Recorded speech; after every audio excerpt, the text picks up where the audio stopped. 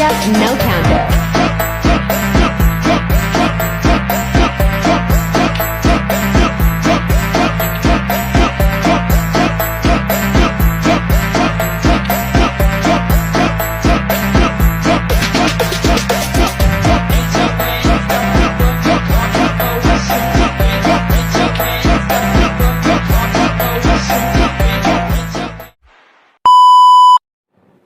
Bismillahirrahmanirrahim. Assalamualaikum warahmatullahi wabarakatuh. Perkenalkan, saya Siti Maulida selaku moderator dari kelompok 3. Dalam video mata kuliah ilmu alamiah dasar ini, saya beserta teman-teman kelompok saya akan menjelaskan hal-hal yang terkait tentang pemanasan global. Baik itu mulai dari penyebab, dampak yang ditimbulkan, serta solusi atau pencegahan apa yang dapat dilakukan untuk mengurangi terjadinya global warming atau pemanasan global ini, serta data-data yang terkait di Indonesia dari dampak terjadinya pemanasan global ini. Peta konsep. Perkenalkan, saya Siti Maulida sebagai pemateri pertama. Nah, ini merupakan peta konsep yang telah kelompok kami buat terkait dengan pemanasan global atau global warming. Pemanasan global atau yang sering kita sebut dengan global warming adalah suatu bentuk ketidakseimbangan ekosistem di bumi akibat terjadinya proses peningkatan suhu rata-rata atmosfer, laut, dan daratan di bumi, di mana suhu rata-rata global pada permukaan bumi telah meningkat dari 0,74 atau kurang lebih 0,18 derajat Celcius meningkat menjadi 1,33 atau kurang lebih 0,32 derajat Fahrenheit selama 1 tahun terakhir. Nah, di sini kita dapat lihat pada peta konsep. Di sini ada beberapa di dalamnya. Ini merupakan penyebab terjadinya pemanasan global itu sendiri. Di sini kita dapat lihat dampak yang ditimbulkan dari pemanasan global, dan di sini merupakan solusi atau pencegahan untuk mengurangi terjadinya pemanasan global itu sendiri. Di mana materi tersebut akan dijelaskan lebih lanjut oleh pemateri selanjutnya. Assalamualaikum warahmatullahi wabarakatuh. Perkenalkan, nama saya Farjoldi Putra. Di sini saya akan menjelaskan penyebab pemanasan global. Penyebab pemanasan global yang pertama yaitu efek rumah kaca. Efek rumah kaca yang berlebihan akan menyebabkan pemanasan global, di mana suhu di bumi akan naik secara signifikan yang ditandai dengan hal-hal antara lain mencairnya es di kutub, rusaknya ekosistem, naiknya ketinggian permukaan air laut, dan perubahan iklim yang ekstrim. Yang kedua itu polusi udara dari gas industri. Gas limbah industri merupakan penyebab pemanasan global terbesar. Bahkan ini disinyalir menjadi penyebab awal terjadinya pemanasan global. Industri kertas dan plastik menjadi penyumbang limbah industri terbesar yang memicu global warming. Sebagai gambaran, untuk memproduksi 30 juta produk plastik dibutuhkan sekitar 12 juta barel minyak. Adapun 1 barel minyak sekitar 159 liter minyak mentah yang bisa melepaskan emisi karbon sebesar 118 kg. Jika ditotal, produksi tiap ton plastik menghasilkan sekitar 3 ton karbon dioksida. Yang ketiga itu penggunaan listrik yang berlebihan. Penggunaan energi listrik yang tidak bijak juga merupakan salah satu pemicu terjadinya pemanasan global. Hal ini karena sebagian besar listrik diproduksi menggunakan batu bara, gas alami, dan minyak bumi. Sebagai contoh, pembakaran batu bara pada pembangkit listrik di Amerika Serikat mampu menghasilkan sekitar 2 miliar ton emisi karbon dioksida per tahun. Bahkan emisi karbon dioksida yang disumbang dari sektor tersebut disinyalir mencapai 40%. Selain pembangkit tenaga listrik, pemborosan penggunaan alat elektronik dalam rumah tangga pun turut berkontribusi terhadap pemanasan global. Hal ini karena gas berfluorinasi yang dihasilkan alat elektronik memiliki efek pemanasan yang sangat kuat, yakni 23.000 lebih besar dari karbon dioksida. Yang keempat itu pembuangan sampah yang berlebihan. Sampah yang berasal dari aktivitas penduduk di perkotaan sangat besar jumlahnya dan diduga berpotensi sebagai sumber gas metana. Gas metana merupakan salah satu gas rumah kaca yang dapat menyebabkan efek rumah kaca sebagai penyebab terjadinya pemanasan global atau global warming. Assalamualaikum warahmatullahi wabarakatuh. Saya akan menjelaskan beberapa contoh pemanasan global. Yang pertama itu polusi gas metana. Polusi gas metana ada beberapa yang menyebabkan, antara lainnya yaitu pertanian dan peternakan. Kegiatan pertanian dan peternakan, terutama produksi daging, menyumbang sejumlah besar emisi metana ke atmosfer. Hewan ternak, terutama ruminansia seperti sapi, menghasilkan metana selama proses pencernaan mereka. Selain itu, kegiatan pertanian seperti produksi beras dan pengelolaan limbah organik juga dapat menghasilkan metana. Yang kedua itu penebangan batu bara. Penebangan batu bara adalah sumber utama emisi metana. Sumber metana dilepaskan ke atmosfer saat batu bara diekstraksi dan digunakan sebagai sumber energi. Selain itu, penambangan batu bara juga menyebabkan pembentukan lubang-lubang yang memungkinkan metana keluar ke atmosfer, limbah dan pembuangan. Yang ketiga, sampah. Sampah organik yang terkomposisi di tempat pembuangan sampah menghasilkan metana. Metana juga dilepaskan selama proses pembakaran sampah di tempat pembuangan sampah yang tidak terkelola dengan baik. Yang ketiga itu penyebab terjadinya pemanasan global itu penggunaan bahan bakar fosil. Penggunaan bahan bakar fosil adalah salah satu penyebab utama polusi udara yang berkontribusi pada pemanasan global. Berikut adalah beberapa contoh alasan mengapa penggunaan bahan bakar fosil menyebabkan polusi udara dan pemanasan global. Yang pertama, emisi gas rumah kaca. Bahan bakar fosil seperti batu bara, minyak bumi, dan gas alam menghasilkan emisi gas rumah kaca, terutama karbon dioksida CO2 yang merupakan gas utama yang bertanggung jawab atas pemanasan global saat bahan bakar fosil terbakar untuk menghasilkan energi, seperti pembangkit listrik tenaga batu bara atau kendaraan bermotor yang menggunakan bensin atau diesel. CO2 dilepaskan ke atmosfer dan menciptakan efek rumah kaca.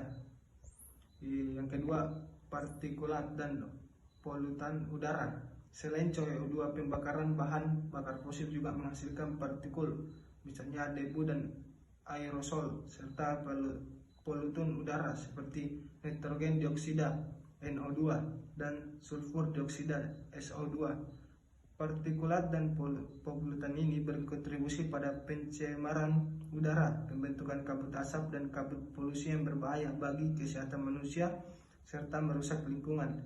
Yang ketiga yang dapat menyebabkan pemanasan global yaitu penebangan dan pembakaran hutan. Penebangan dan pembakaran hutan merupakan faktor penting yang berkontribusi pada pemanasan global. Beberapa alasan mengapa penebangan dan pembakaran hutan berdampak pada pemanasan global. Pertama itu pelepasan karbon. Hutan berfungsi sebagai penyerap karbon alami karena pohon-pohonnya menyerap karbon dioksida CO2 melalui proses fotosintesis. Namun ketika hutan ditebang atau dibakar, karbon yang tersimpan dalam pohon dan vegetasi dilepaskan ke atmosfer sebagai CO2. Pelepasan karbon ini menyebabkan meningkatkan konsentrasi CO2 di atmosfer yang merupakan gas rumah kaca utama yang bertanggung jawab atas pemanasan global. Yang kedua, pengurangan penyebaran karbon. Selain pelepasan karbon, penebangan hutan juga mengurangi kapasitas hutan untuk menyerap CO2 dengan menghilangkan pohon-pohon yang berperan dalam penyerapan karbon. Jumlah CO2 yang tetap berada di atmosfer semakin meningkat, tidak seimbang dengan penyebaran karbon yang dilakukan oleh hutan yang tersisa. Yang ketiga yaitu efek lintas batas. Pembakaran hutan juga dapat memiliki efek lintas batas, di mana asap dan polutan yang dihasilkan oleh kebakaran hutan dapat membawa dampak pada iklim regional maupun global. Asap dan polutan juga dapat memiliki efek lintas batas, di mana asap dan polutan yang dihasilkan oleh kebakaran hutan dapat membawa dampak pada iklim regional maupun global. Asap dan partikel yang dihasilkan dapat menyebar jauh melintasi batas negara, mengotori udara dan mengganggu kualitas udara serta mempengaruhi kesehatan manusia di wilayah yang jauh dari sumber kebakaran. Dampak global warming yang pertama yaitu meningkatnya suhu di permukaan bumi. Peningkatan suhu di bumi tentu akan membawa dampak yang cukup besar dan menyebabkan pada perubahan tatanan ekologi suatu kehidupan. Suhu merupakan salah satu unsur abiotik dalam suatu ekosistem. Suhu mempengaruhi iklim dan juga metabolisme organisme. Setiap organisme memiliki suhu optimum dalam melakukan metabolisme yang penting dalam mempertahankan suatu kehidupan. Dengan demikian, berubahnya suhu maka akan mempengaruhi metabolisme suatu organisme yang dapat menghambat atau berujung pada sebuah kematian. Suhu suatu wilayah dapat dipengaruhi oleh kondisi lingkungan biotik dan abiotik. Menumpuknya gas-gas pencemar di udara menjadi salah satu hal yang menyebabkan suhu meningkat. Jika suatu lingkungan ekosistem mengalami perubahan suhu, maka akan mengubah semua tatanan ekosistem di dalamnya, seperti besarnya penguapan air, kelembapan udara. Selain itu, terhambatnya pertumbuhan tumbuhan, migrasi sebagian hewan karena tidak terdapat makan, dan lain-lain. Dari penjabaran awal mengenai efek perubahan suhu, tentu kita dapat mengaplikasikan jika suhu berubah ialah suhu global, dalam artian seluruh permukaan bumi di belahan manapun mengalami peningkatan. Dengan demikian, efek yang ditimbulkan akan dirasakan dan saling mempengaruhi antar wilayah di bumi. Menurut penelitian pengamat ekologi lingkungan, pada abad ke-21 ini, suhu mengalami peningkatan sebesar 4 derajat Celcius. Kenaikan suhu ini diakibatkan oleh penumpukan gas-gas emisi bahan bakar yang merupakan akumulasi dari kehidupan sebelumnya. Dampak yang kedua yaitu tidak menentunya terjadinya perubahan iklim. Seluruh dunia saat ini sedang mengalami perubahan iklim akibat pemanasan global. Akibat adanya pemanasan global ini membuat bencana semakin meningkat. Pemanasan global memberikan dampak bagi perubahan cuaca, sehingga membuat musim kemarau menjadi panjang. Curah hujan yang deras tidak menentu sehingga mengakibatkan bencana sangat tinggi. Wilayah yang dilanda musim kemarau berkepanjangan tanpa hujan sama sekali sehingga berdampak terhadap bencana kekeringan dan kebakaran hutan yang semakin meluas akibat musim kemarau panjang. Dalam pemanasan global sudah tidak bisa disepelekan lagi. Pemanasan global punya pengaruh besar terhadap kesehatan manusia, mengancam kesehatan manusia, bencana kekeringan dan kekurangan air bersih, dan mengancam sumber-sumber makanan. Bahkan menurut Organisasi Kesehatan Dunia, antara tahun 2030 sampai 2050, perubahan iklim diprediksi akan menyebabkan peningkatan antara kematian manusia sebesar 220.000 jiwa per tahun akibat malnutrisi, kelaparan, diare, dan udara panas. Salah satu dampak nyata krisis iklim adalah naiknya muka air laut. Kenaikan volume air laut ini jelas mengancam negara-negara kepulauan seperti Indonesia yang kota-kota utamanya dibangun di daerah pesisir. Kenaikan muka air laut itu terjadi karena lapisan es di kutub bumi mencair akibat naiknya suhu permukaan laut akibat pemanasan global. Pemanasan global terjadi akibat naiknya konsentrasi gas rumah kaca di atmosfer. Gas rumah kaca adalah pelepasan emisi karbon akibat aktivitas manusia. Karena penyerap alamiahnya kian menghilang. Penyerap alamiah emisi karbon adalah hutan, laut, tanah. Laut menyerap sekitar 24% emisi karbon global. Namun kerusakan laut akibat eksploitasi besar-besaran yang membunuh keragaman hayatinya membuat laut kehilangan dan menyerap emisi karbon dan gas rumah kaca. Akibatnya suhu permukaan laut pelan-pelan naik. Pencairan es yang berada di bagian selatan bumi selalu dianggap lebih berbahaya ketimbang pencairan es di utara. Sebab lapisan es di kutub utara mengapung di atas permukaan laut. Di selatan, lapisan es berada di daratan.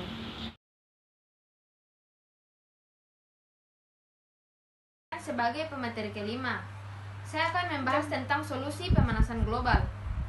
Yang pertama, gunakan transportasi umum dan atau sepeda. Cara mengatasi pemanasan global yang paling pertama adalah batasi penggunaan mobil dan sepeda motor hanya untuk menempuh jarak jauh. Untuk jarak dekat, kamu bisa memulai kebiasaan berjalan kaki atau menggunakan sepeda. Hal ini akan membatasi peningkatan karbon dioksida dan karbon monoksida di atmosfer. Sementara untuk pergi ke jarak yang lebih jauh, jika memungkinkan, gunakan angkutan umum massal seperti busway dan kereta api. Naik kendaraan pribadi bersama-sama secara bergantian bersama dengan teman atau saudara yang kebetulan searah atau setujuan dapat menjadi pilihan edu-friends. Yang kedua, mematikan perangkat elektronik saat tidak terpakai. Cara mengatasi pemanasan global yang kedua adalah dengan mematikan lampu, kipas, AC, komputer, TV, dan semua alat elektronik saat tidak dipergunakan. Menggunakan lampu LED adalah cara cerdas untuk meningkatkan efisiensi energi. Apalagi harga lampu LED sekarang sudah terjangkau. Pilihlah yang memiliki sensor cahaya sehingga bisa mati secara otomatis. Beberapa jenis perangkat elektronik seperti TV dan komputer memiliki fitur standby atau mode siaga. FEI, GrandMax, mode standby masih mengonsumsi sampai 40% dari energinya dalam waktu 20 jam. Karena itu, jika alat tidak dipakai adalah penting untuk mematikan perangkat dibandingkan memilih mode standby. Selain itu, jemur pakaian alih-alih menggunakan mesin pengering untuk menghindari membuang bahan bakar fosil untuk konsumsi listrik. Yang ketiga, penanaman pohon atau reboisasi. Menurut Tom Crowther, seorang peneliti dari ETH Zurich, menyatakan bahwa penanaman pohon adalah solusi terbaik dari masalah pemanasan global saat ini. Penghijauan menjadi salah satu cara untuk mengatasi pemanasan global. Proses fotosintesis yang terjadi pada tanaman dan pohon mampu menyerap karbon dioksida dan mampu menghasilkan oksigen. Sebab pohon bisa memerangkap karbon dioksida dan karbon atmosfer untuk melakukan fotosintesis. Tanaman juga menjadi sebuah bagian dari siklus pertukaran atmosfer secara alami. Beberapa jenis tanaman juga bisa melawan dalam peningkatan karbon dioksida yang disebabkan oleh pabrik ataupun kendaraan. Sebagai gantinya, pohon justru memberikan oksigen dan cadangan makanan bagi seluruh makhluk hidup di bumi. Data-data di Indonesia terkait pemanasan global. Baik, selanjutnya di sini saya akan menyampaikan data-data di Indonesia yang kelompok kami dapatkan terkait peristiwa pemanasan global. Data yang pertama, belakangan ini kita mungkin sering merasa lebih panas dibandingkan dulu tanpa menyadari bahwa itu adalah akibat dari pemanasan global. Kenaikan suhu global sejak sekitar 1980 sampai 2021 meningkat 2 kali lebih cepat daripada periode sebelumnya. Nah, pada data di samping ini kita dapat lihat bahwa terjadinya suatu perubahan atau peningkatan suhu dari tahun 1850 hingga tahun 2021, di mana sumber ini didapatkan dari wikipedia.com. Selanjutnya data yang kedua. Menurut Kepala BMKG Dwi Korita pada 26 Agustus 2021, saat ini kenaikan suhu udara di Indonesia dinilai sudah membuat iklim di Indonesia tidak karuan. di mana kenaikan suhu udara juga bisa mengakibatkan cuaca ekstrim dengan intensitas yang semakin meningkat, durasi yang semakin panjang, dan frekuensi semakin sering. Kalau tidak ada mitigasi yang tepat, menurutnya pada tahun 2100 atau tahun yang akan datang, di masa depan, kenaikan suhu di Indonesia akan mencapai 3 derajat Celcius. Nah, kita dapat lihat pada data di samping menunjukkan terjadinya peningkatan suhu di Jakarta dari tahun 1880 hingga 2016 dan tahun 1850 hingga tahun 2021, di mana terjadi terus peningkatan suhu setiap tahunnya. Nah, sumber avianto.medium.com. Nah, meski secara umum rata-rata suhu permukaan Indonesia itu lebih rendah dari data-data rata-rata global, tetapi jika dilihat secara spesifik per kota, maka beberapa kota di Indonesia justru memiliki suhu lebih tinggi ketimbang rata-rata dunia. Kenaikan konsentrasi CO2 dunia sejak tahun 2000 10 kali lebih tinggi dibandingkan kenaikan selama 800.000 tahun, di mana kenaikan CO2 sebanding dengan kenaikan jumlah suhu. Sehingga pada 12 Desember 2015 ditandatangani Paris Agreement oleh 197 negara, hampir semua negara di dunia, untuk menahan kenaikan suhu dunia di bawah 2 derajat Celcius. Jika memungkinkan 1,5 derajat Celcius dibandingkan angka sebelum masa revolusi industri. Selanjutnya, data yang ketiga. Nah, kita dapat lihat pada data di samping, yaitu jumlah banjir yang meningkat akibat pemanasan global. Sumber www.grida.com. Nah, di mana pada gambar di samping menunjukkan terjadinya peningkatan jumlah banjir yang terjadi terutama pada bagian Asia. Yang dari tahun 1950 hingga tahun 2000, peristiwa banjir meningkat drastis akibat pemanasan global. Sejak tahun 2009, petani di Indonesia sudah kesulitan mengandalkan ramalan cuaca lantaran rutinnya anomali masa tanam.